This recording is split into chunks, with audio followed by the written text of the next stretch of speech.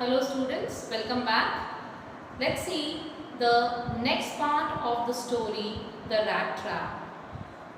In the first part, we had seen that the main character, the protagonist of the story, the rat trap peddler, he used to be moving from one place to another. He was a vagabond, and one day he had an unusual thought about the whole world as a rat trap. This thought of the world being rat trap was very amusing for the peddler, and whenever he saw the people got trapped in it, he found it very good. The reason was that he was never helped by anyone in his life. But one day something changed. He reached at the doorstep of a crofter, an old man, and he welcomed this peddler. He not only gave him dinner, but also they smoked together as well as they played the game of cards. And this was something different from the other days.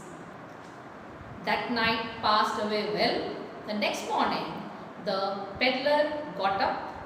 As the crofter had to go for his own work, they both got ready and left the house at the same time. But the peddler came back after half an hour, and then he smashed the window pane and stole the 30 kroner bills from the leather pouch that was shown by the crofter at night. And in order to save himself from any other problem, he did not take the highway. He entered the dense forest, but it was something that worked like a bait for him in this world of rat trap, and he was not able to come out of the dense forest easily. Now let's see in the second part what happened to him when he was caught up there in the forest. The peddler meets the iron master, declines his invitation. Finally, the peddler saw no way out. He was so overwhelmed with exhaustion that he sank down to the ground, tired to death, thinking that his last moment had come. Just then, he heard the sound of the regular thumping of a hammer. He realized that the sound was coming from an iron mill. He summoned all his strength and walked in the direction of the sound. He reached the ironworks, which was then a large plant with smelter, rolling mill, and forge. He entered the ironworks amidst the different sounds coming from the work going on in full swing. It was quite usual for persons like him to be attracted by the warmth and shelter of the forge. So he was ignored by the blacksmiths. The master blacksmith rather haughtily granted him permission to stay. Soon, the ironmaster came into the forge for his inspection and noticed the peddler. He mistook him in the dim light for an old regimental comrade and addressed him as Niels Olof. The peddler didn't try to clear his doubt, as he thought the ironmaster might give him some money. The ironmaster invited him home. The peddler thought that going to the manor house would be like throwing himself voluntarily into the lion's den, so he declined the invitation. The ironmaster assumed that the peddler felt embarrassed because of his miserable clothing. He tried to comfort the peddler by informing him that there was nothing to be ashamed about. He further told him that his wife Elizabeth was dead, his sons were settled abroad, and he lived with his daughter Edla. But the tramp constantly refused to go with him. The ironmaster went away, but he was not deterred by the peddler's persistent refusal. He sent his daughter to persuade the peddler. When Edla came to the ironworks, she found the man alarmed and frightened. She tried to comfort him. She somehow sensed that his fear conveyed that he was either a thief on the run or an escaped prisoner. Still, she was very friendly and kind to the peddler.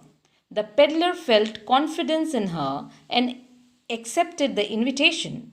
He felt guilty and cursed himself for stealing the crofter's money. Edla expresses her doubts about the peddler. The next day was Christmas Eve. The ironmaster was happy that he would be spending his time with an old friend. He told Edla that they needed to feed him well and provide him with a better business than selling rat traps. Edla said that she was doubtful about the peddler as he didn't display the slightest sign of being educated. However, the ironmaster told her to have some patience. Just then, the door opened and the stranger entered the room. He was now well groomed. He was wearing clothes which belonged to the ironmaster. The ironmaster gets angry. The peddler retaliates. The ironmaster realized that the tramp was no friend of his. The peddler made no attempt to delude them any longer. He explained that he never said to the ironmaster that he was Niels Olof. He had even pleaded and begged for not coming to the manor house. He added that no harm had been done and he could put on his rags and go away. The ironmaster said that the peddler had not been very honest and he would take him to the sheriff. The peddler got agitated. He said that the world was like a big rat trap, and someday the ironmaster would also be tempted to touch the bait and would be doomed. The ironmaster started laughing. Edla argues on behalf of the peddler. The ironmaster asked the peddler to leave, but Edla wanted him to stay back. She felt that they had promised the peddler Christmas cheer and it would be wrong to send him away. The peddler was surprised by this gesture. Ella further added that the peddler must have been through a bad time as he was always chased away. He could not even sleep unafraid. The ironmaster gave in. The peddler was allowed to stay on for Christmas, but the only thing he did was to sleep soundly after that. Once or twice he was woken up to have food, but besides that, he only slept. It seemed as though he had never slept as quietly and safely. The ironmaster and Edla gifted him the suit that he was wearing as a Christmas present. She told him that he was welcome to spend even that next Christmas with them. The peddler kept staring at her in boundless amazement. The peddler becomes a changed man. The next morning, the ironmaster and his daughter went to the church for Christmas service, leaving the peddler at home. They returned home and Edla was very sad. At the church, they had learned that a rat trap peddler robbed an old crofter who once worked at their Ramsjo Iron Works. The ironmaster was furious. They thought that by the time they would reach home, the peddler would have escaped with all their silver and other valuables. When they got home, the ironmaster asked the valet if the peddler was still there. The valet informed him that the fellow had left, but he had not taken anything with him. Instead, he had left something for Edla.